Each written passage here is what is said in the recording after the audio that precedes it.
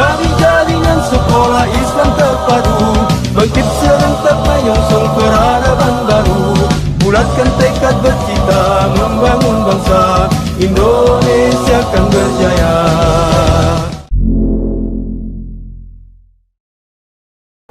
Assalamualaikum warahmatullahi wabarakatuh.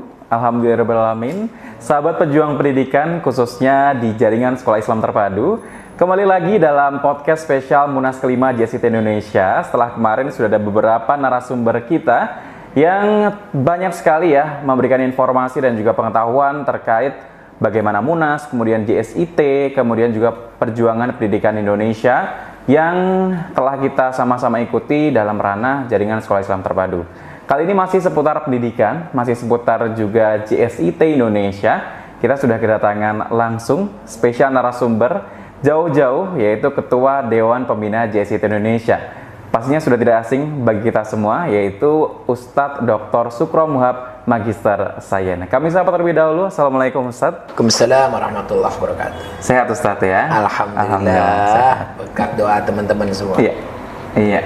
Dan hari ini kita akan banyak ngobrol Ustadz. Ya, ini satu hal yang istimewa bagi kami pastinya, bisa mendengarkan berbagai macam nanti ilmu dan juga informasi yang disampaikan oleh Ustadz Sukro.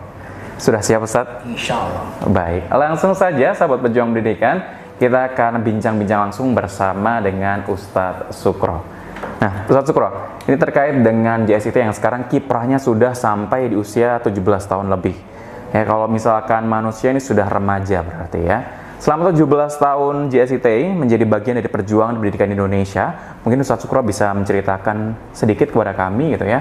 Pastinya sudah sangat banyak sekali pencapaian atau target-target yang tercapai dalam perjuangan dan juga perjalanan JSIT. Nah, mungkin Ustadz Sukro bisa membagikan kepada kami 17 tahun ini, hal yang paling besar pencapaiannya dari JSIT itu apa Ustadz?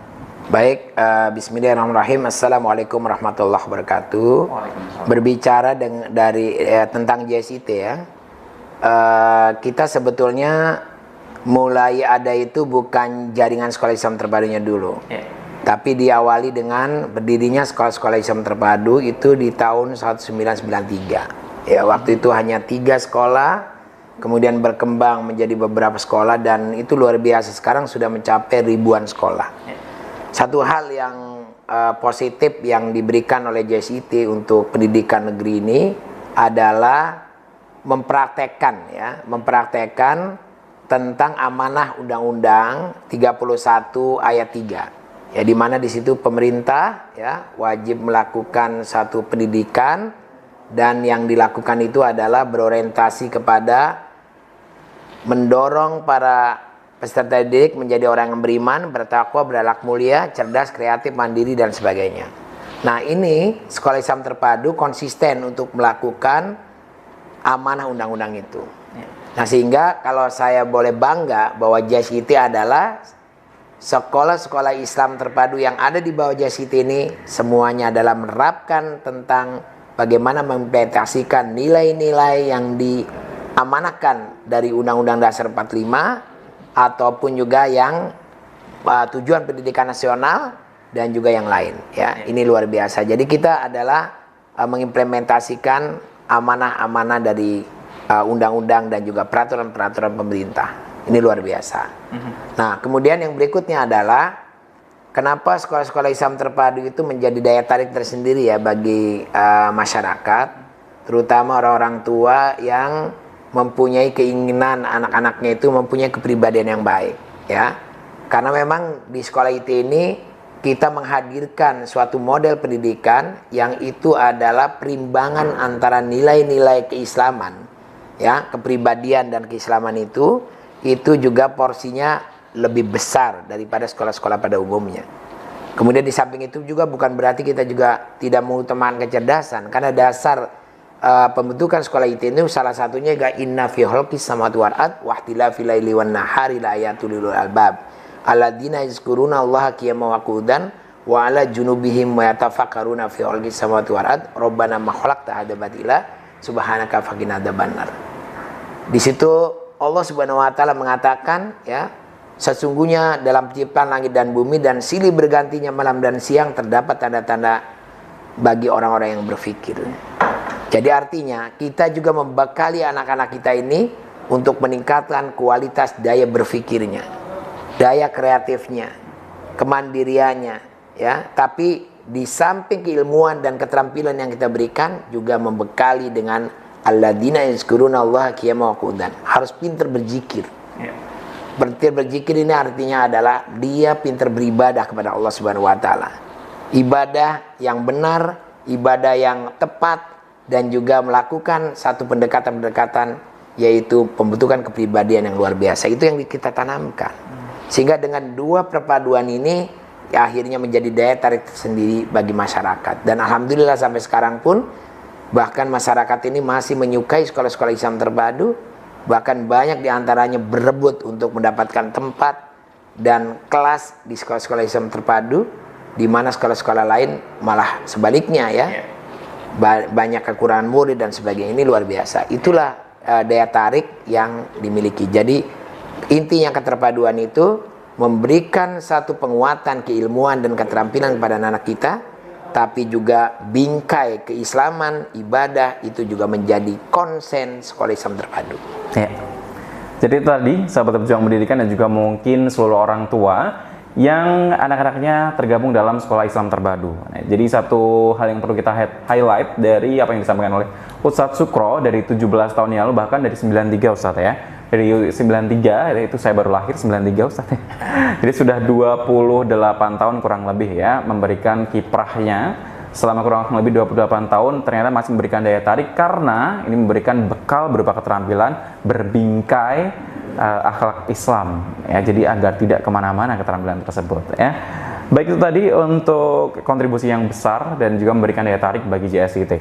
Nah, selain itu Ustadz, dari selama perjalanannya mungkin dari 28 tahun atau mungkin kalau jaringan sekolah Islam terbarunya 17 tahun ya Ustadz ya, apakah ada program unggulan yang sampai sekarang hingga sekarang masih dipertahankan Ustadz? Program unggulan kita yang pertama adalah ya tadi ya, implementasi nilai-nilai Islam itu menjadi basis dari seluruh ilmu pengetahuan yang ada di sekolah. Ya, sehingga kita menjadikan isyarat ya, isyarat dari Al-Qur'an itu menjadi bingkai sekolah-sekolah. Jadi bingkai ilmu-ilmu pengetahuan yang diajarkan. Itu yang pertama ya. Kemudian berikutnya adalah yang juga diusung oleh sekolah Islam terpadu ini adalah bagaimana memberikan dorongan agar anak-anak kita ini juga memiliki satu kemampuan membaca Quran yang baik dan juga menghafal Quran. Dan ini sangat efektif. Bahkan sekarang bukan hanya anak-anaknya saja, ya, termasuk juga orang-orang tua pun ikut ambil bagian untuk mengikuti ya apa yang diajarkan kepada anak-anaknya ini. Jadi kemampuan membaca Quran dan kemampuan menghafal Quran, kemudian mengimplementasikan nilai-nilai itu sekarang menjadi hal yang luar biasa yang dilakukan oleh anak-anak kita. Itu yang paling penting sebetulnya. Kemudian juga di samping itu kita juga jaga ya sekolah-sekolah kita ini memiliki namanya kekhasan mutu sekolah Islam terpadu. Kekhasan mutu sekolah Islam terpadu ini sebetulnya ada yang namanya standar pendidikan nasional ditambah ya, tambah 3, yaitu 3 ini adalah BPI, Bina Pribadi Islami, keduanya juga tentang standar kreativitas ya, yang satu lagi itu adalah standar kerjasama. Nah, dengan adanya BPI itu juga luar biasa. Anak-anak itu cepat ya, terutama dalam membekali mereka untuk siap memasuki yang namanya akil balik. Yang itu nggak dipikirkan. Ya, bahkan sekarang akil balik ini udah maju loh usianya. Anak-anak kita itu baliknya lebih cepat. Nah, kadang-kadang materi-materi yang disampaikan di kurikulum itu tidak mengimbangi itu gitu. Nah, sekolah-sekolah IT memandang BPI itu sebagai alternatif untuk membekali anak-anak menuju akil balik. Itu yang keunggulannya. Kemudian berikutnya adalah keunggulan lain tentang metode pembelajaran. Ya, metode pembelajaran alhamdulillah waktu itu ya tahun 2014 kalau nggak salah ya, saya merumuskan dengan teman-teman itu ada model pembelajaran terpadu. Mulai dari telaah, eksplorasi, kemudian juga rumuskan, presentasikan, aplikasikan duniawi ukhrawi. Ternyata begitu ada kurikulum yang berikutnya diusulkan, bahkan sekarang menghadapi revolusi 4.0, menghadapi abad ke-21, ini adalah sangat pas. Ya, telaah eksplorasi itu menunjukkan tentang yang namanya critical thinking, kreatif berpikir. Ya, kemudian juga presentasikan itu menguatkan ide-ide dan gagasan, sehingga itu juga didekatkan dengan creative thinking yang muncul, kolaboratifnya, kemudian juga communicationnya. Anak-anak kita itu semuanya bangkit lewat pendekatan terpadu yang kita usulkan. Nah, oleh karena itu, itulah sebetulnya kekuatan-kekuatan yang tidak dimiliki oleh lembaga-lembaga lain, gitu ya, di luar IT. Dan mudah-mudahan sih teman-teman di IT ini konsisten ya menggunakan pendekatan itu, karena itu menurut saya terbaik. Karena selain membekali anak-anak kita unggul dalam bidang keislaman, tapi juga cara berpikir, critical thinking, creative thinking, communication, kolaboratif, ya, itu akan muncul lewat pendekatan-pendekatan yang dilakukan tadi. Baik, itu tadi ya. Jadi memang program unggulan yang masih hingga kini dipertahankan oleh JSIT, bahkan sekarang ternyata menjawab tantangan zaman ya. Ini sudah luar biasa sekali, ternyata menjadi satu prediksi untuk perkembangan zaman sekarang gitu ya. Adanya model pembelajaran terpadu, telaah, eksplorasi, rumuskan, kemudian presentasikan, aplikasi duniawi dan juga ukhrawi, ternyata sekarang justru digunakan di sistem pendidikan Indonesia. Nah, bicara tentang sistem pendidikan di Indonesia, Ustadz Syukro ya, Ustadz Syukro dan juga teman-teman di JSIT, rekan-rekan di JSIT, sudah selama puluhan tahun ya, mengerti perkembangan pendidikan Indonesia. Nah, mungkin bisa disampaikan juga pendapat atau mungkin juga pandangan terkait dengan kondisi pendidikan Indonesia saat ini. Baik, tentang masalah pendidikan Indonesia sebetulnya gini ya, jadi konsepnya bagus, konsepnya bagus. Misalnya kurikulum 2013 yang mengangkat tentang bahwa hasil pendidikan itu bukan semata-mata kognitif, tapi di sana ada pengetahuan, keterampilan, sikap. Sikapnya pun ada dua. Sikap yang berkaitan dengan karakter, yang satu lagi sikap religius. Ya, konsepnya bagus. Kemudian juga perangkat-perangkatnya juga bagus. Cuman dari segi implementasi ini yang tidak konsisten. Misalnya contoh ya, kalau memang 4 hal ini yang akan kita arah, mestinya ini di dalam evaluasi pun muncul. Bahkan guru pun juga harus konsisten, komitmen terhadap apa yang diinginkan ini dibumikan di dalam sekolah. Tapi kenyataannya nggak demikian. Walaupun kurikulum udah bagus mengarah ke sini ya, tapi akhirnya ujung-ujungnya guru kembali lagi. Cara mengajarnya itu berorientasi kepada pengetahuan semata, keterampilan lah paling tinggi. Tapi bagaimana konsisten untuk mengembangkan masalah sikap ya, karakter maupun religius itu nggak muncul gitu ya. Dan evaluasi kita lemah. Karena masih berorientasi pada angka-angka. Mestinya pendidikan itu bukan. Pendidikan itu kan salah satunya perilaku yang dirubah. Sikap hidup yang harus dibekali. Ya, jadi kelihatannya banyak sekolah-sekolah ini terjebak atau guru-guru kita terjebak takut kalau anak-anak ini tidak punya prestasi di sekolahnya. Nilainya rendah gitu ya. Gitu. Walaupun itu memang harus diwujudkan, tapi yang paling penting sebetulnya bagaimana menanamkan nilai-nilai, termasuk ya nilai-nilai keindonesiaan. Nilai keindonesiaan itu ya sesuai dengan Pancasila. Bagaimana dia melaksanakan sila pertama ketuhanan yang Maha Esa, ya itu cirinya apa? Ya dia beribadah, taat menjalankan perintah-perintah Allah, itu jelas. Ya, kemudian kemanusiaan yang adil dalam beradab, ya bisa menghargai orang lain, empati.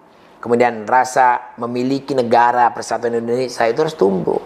Dan ini pun kelihatannya materi-materi yang berorientasi kepada kebangsaan itu juga diberikan hafalan gitu ya, tidak implementatif. Sehingga anak-anak itu kelihatannya dia pinter menguasai ilmu, tapi tidak pinter berperilaku baik.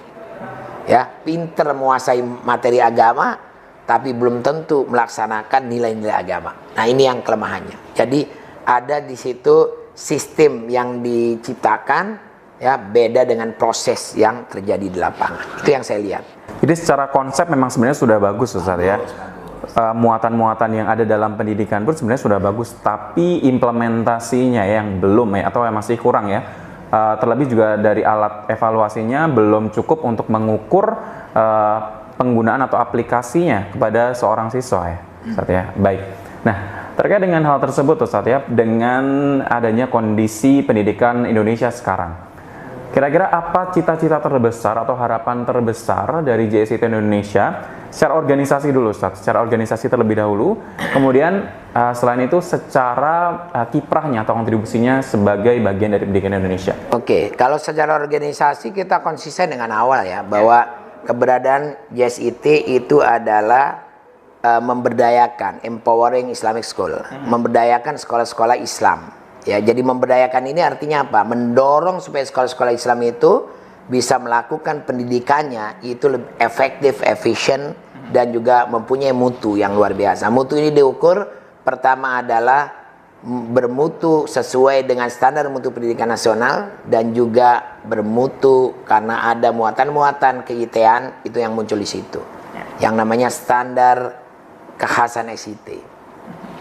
Itu dipastikan itu bisa berjalan. Oleh karena itu di teman-teman itu melakukan yang disebut dengan kalau di negara itu ada akreditasi, kita lisensi. Dalam rangka lisensi itu tujuan utamanya bukan untuk menilai, tapi bagaimana menumbuhkan mutu dan kualitas di sekolah-sekolah Islam terpadu itu meningkat. Ya, jadi itu fungsi utamanya. Ya. Kemudian juga yang kedua, di samping memang itu kita juga menyiapkan kompetensi dari guru-gurunya. Karena bukan hanya konsep, tapi juga bagaimana gurunya disiapkan. Guru kita itu harus memiliki kompetensi. Kompetensi profesional penguasaan materi dengan baik, kompetensi pedagogik, ya bahkan sekarang pun juga sudah ditambah lagi adanya konten yang berorientasi pada bagaimana memanfaatkan IT sebagai satu pendekatan dalam pembelajaran. Ya, bahkan juga ada diantaranya adalah yang disebut dengan computational skill. Bagaimana komputer ya atau program-program komputasi itu bisa juga memecahkan suatu masalah. Itu yang lagi didorong. Ya, jadi selain sistemnya kita buat, ya konsepnya kita buat, juga menyiapkan sumber daya manusianya. Di samping itu juga sekarang kita lihat lagi di SIT itu kan ada standar yang berbeda dengan negara ya, ada namanya standar kreativitas siswa ya. Nah, standar kreativitas siswa ini yaitu dilakukan dengan cara apa? Mulai sekarang di setiap sekolah itu melakukan satu ekstrakurikuler yang basisnya itu bukan mengadakan satu kegiatan tertentu saja, tapi bagaimana menggali ya kemampuan minat bakat anak-anak, bahkan materi-materi kepemimpinan pun diberikan di sekolah-sekolah tersebut. Ya, latihan memimpin dan sebagainya itu udah dilakukan sejak dini gitu. Nah, itu saya kira yang dilakukan oleh organisasinya.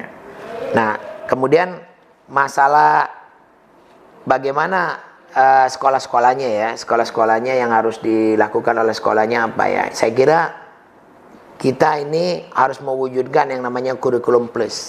Ya, kurikulum plus itu ya kita kan di negara Indonesia.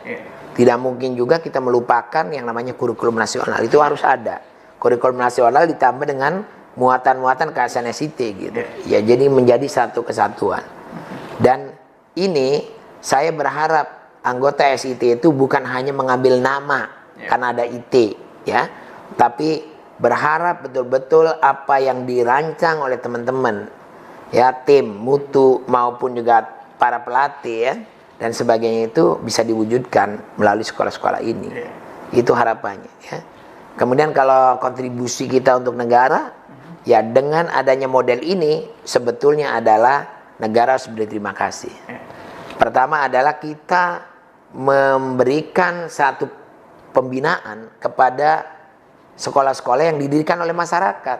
Ya, artinya adalah kalau ada sekolah-sekolah di masyarakat yang semakin berkualitas, bermutu, itu akan meringankan tugas negara sebetulnya. Ya, meringankan tugas negara karena sebetulnya urusan pendidikan ini adalah tanggung jawab negara. Itu dikatakan dalam Undang-Undang Dasar 1945. Tapi kita sebagai masyarakat melakukan itu. Dan JSIT ini adalah mengibaratkan sekolah-sekolah itu sebagai kebun-kebun. Kebun-kebun yang di dalamnya itu ditanam satu tanaman. Ya. Nah, JSIT itu mencoba memberikan satu bagaimana supaya tanaman-tanaman itu bisa tumbuh dengan baik. Maka diberikanlah cara bagaimana menanam yang baik. Bagaimana juga cara memilih satu bibit yang unggul. Bagaimana cara menyirami, bagaimana cara memilih pupuk. Itu JSIT gitu. Ya. Sehingga tanaman-tanaman itu bisa tumbuh dengan baik. Tapi tumbuhan atau tanaman ini ada dua. Ada yang semusim, ada juga yang tahunan. Yang semusim itu misalnya kayak cabai lah. Makanya anggap aja sekolah-sekolah ini kalau dia punya nilai semesteran dan sebagainya itu sebetulnya itu musiman. Tapi yang paling diarah sebetulnya adalah bagaimana kita menyiapkan juga anak-anak itu mengisi masa depan. Abraham Lincoln mengatakan apa yang terjadi pada hari ini di dalam kelas itu cerminan bagaimana kepemimpinan ataupun negara dikelola pada saat yang akan datang. Oleh karena itu berharap dengan JSIT ini kita akan efektif, sekolah-sekolah IT juga akan efisien, ya, kemudian juga efektif dan efisien, kemudian juga bermutu dalam rangka mengantarkan anak kita menjadi orang yang beriman, bertakwa, soleh dan soleha, cerdas, kreatif, inovatif, mandiri, dan juga dia memiliki kesiapan untuk memimpin negeri ini. Kemudian yang terakhir adalah sukses dunia akhirat, tentu saja itu. Ya, tidak ada yang lain. Waman arada dunia falayya bilmi, waman arada akhirata falayya bilmi, waman arada huma falayya bilmi. Jadi membekali kedua-duanya. Itulah yang dimaksud dengan IT. Ya. Itu tadi harapan yang sudah diuraikan oleh Ustadz Sukro. Yang perlu kita garis bawahi dan kita cetak tebal adalah bagaimana SDM yang ada, ya, sumber daya manusia yang ada di sekolah IT, ya, ini bisa tadi ya diibaratkan memiliki ladang yang dimana buahnya harus diolah atau tumbuhannya harus diolah sebaik mungkin dengan pupuk yang tepat, kemudian dengan air yang sesuai dengan takarannya, kemudian bagaimana dikelola agar tidak terkena hama sampai akhirnya nanti bisa dipanen, tidak hanya sekedar musiman tapi juga bisa dalam jangka waktu yang cukup panjang. Nah, ini nantinya yang berhak memanen adalah negara kita, ya, karena akan melahirkan pemimpin-pemimpin bangsa. Terkait dengan SDM tadi yang perlu kita garis bawahi dan juga kita cetak tebal, mungkin satu yang terakhir pesan atau harapan yang bisa diuraikan oleh Ustadz Sukro kepada seluruh sahabat pejuang pendidikan, khususnya guru-guru di Sekolah Islam Terpadu. Monggo Ustadz. Baik, untuk guru-guru Sekolah Islam Terpadu, semangatlah Anda untuk senantiasa membentuk peradaban. Jadi bukan hanya sekedar mengajar. Yang dibekali oleh Anda adalah bukan untuk menyelesaikan soal-soal, tapi juga Anda membekali anak-anak kita untuk memecahkan masalah dirinya sendiri, masalah keluarga, masalah bangsa. Itu paling penting. Oleh karena itu tanamkan kepada anak-anak kita cara berpikir kreatif, cara berpikir kritis, ya, dan juga bagaimana dia juga mengelola satu aktivitas dengan berbagai macam kolaborasi dan kemampuan berkomunikasi yang baik. Di samping itu pula anak-anak kita harus dibekali dengan nilai-nilai keislaman yang memadai. Ya, jangan sampai anak-anak kita itu terjebak kepada penguasaan materinya bagus, tapi di sisi lain implementasinya kurang. Oleh karena itu, masalah-masalah implementasi ini juga harus dipraktekkan oleh anak-anak kita, bukan hanya untuk mendapatkan nilai, tapi betul-betul terwujud dalam kehidupan keseharian kita. Maka semangatlah guru-guru SIT agar Anda terus, ya, mempertajam tentang kemampuan profesional, mengembangkan keilmuan, pedagogik, kemudian yang menguasai platform-platform dalam pembelajaran yang berbasis IT, ya. Kemudian juga jangan lupa Anda senantiasa memberi motivasi dan juga nilai-nilai Islam yang baik yang diterapkan kepada anak-anak didik kita. Barangkali itu, sekian. Assalamualaikum warahmatullahi wabarakatuh. Waalaikumsalam warahmatullahi wabarakatuh. Cukup ya? Siap. Syukron jazakallahu khair kepada Ustadz Sukro atas ilmunya, atas pesan-pesannya juga harapan yang sudah diuraikan. Mudah-mudahan kita sebagai sahabat pejuang pendidikan, guru di Sekolah Islam Terpadu mampu menunaikan amanah dan juga harapan yang disampaikan oleh Ustadz Sukro. Dan sahabat pejuang pendidikan, konsep telah dibuat, sistem telah dirumuskan, tinggal bagaimana kita mengimplementasikannya, mengelola ladang-ladang yang sudah ada, ya. Akhirnya bisa nanti menghasilkan buah-buah atau tanaman-tanaman yang mampu dipanen dalam kondisi terbaik. Itu dari kami dalam podcast spesial Munas edisi kali ini. Terima kasih semuanya, syukron jazakumullah khairan katsiron atas kesediaannya untuk menyimak ya podcast pada edisi kali ini. Sekali lagi terima kasih untuk Ustaz Sukron yang sudah berkenan berbagi dan juga hadir kali ini. Sampai jumpa di podcast berikutnya. Bila taufiq hidayah. Assalamualaikum warahmatullahi wabarakatuh. Waalaikumsalam.